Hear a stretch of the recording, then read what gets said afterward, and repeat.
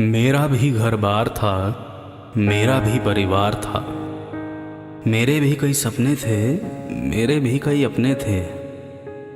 मेरी भी एक जवानी थी, मेरी भी एक कहानी थी।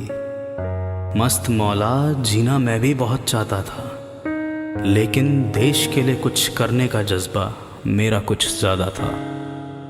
फिर एक दिन अचानक से घर पर मेरे एक चिट्ठी आई। कुछ रोज़ बाद मुझे माँ से वो दूर खींच लाई।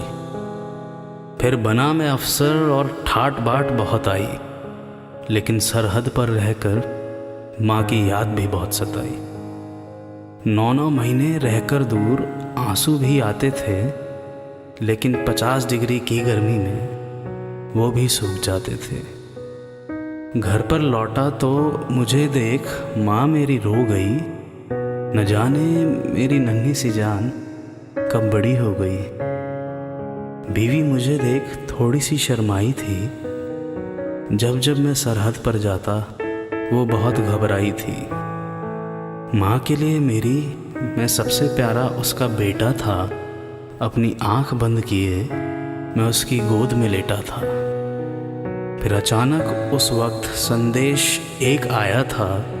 सारे सैनिकों को सरहद पर बुलाया था। निकलते वक्त पीछे से एक आवाज़ आई।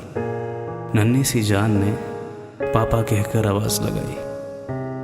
रास्ते भर सोचा मैंने, क्या वापस मैं आऊँगा या फिर बिना सुने पापा मैं तिरंगे में लिपट जाऊँगा।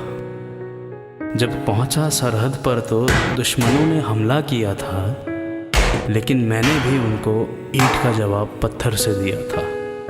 जंग जीतने की खुशी पूरा देश मना रहा था और टाइगर हिल पर मेरा तिरंगा लहरा रहा था।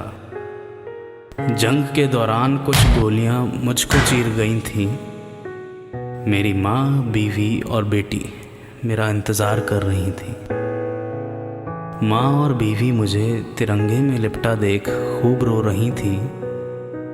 मेरी नन्ही सी जान मुझे पापा पापा कह रही थी।